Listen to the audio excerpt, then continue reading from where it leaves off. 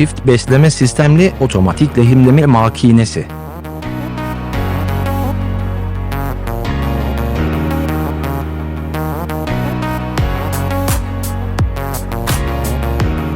İki lehimleme sistemi aynı anda çalışır.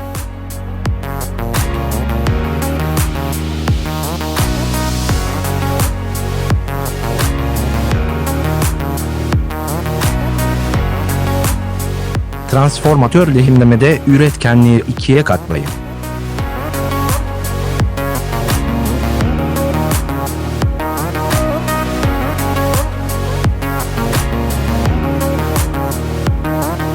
Yüksek hız ve kararlı.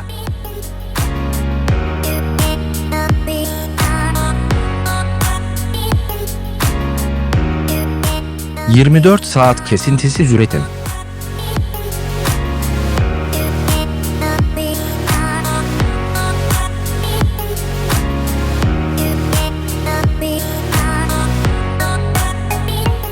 Kolay kullanım programlama.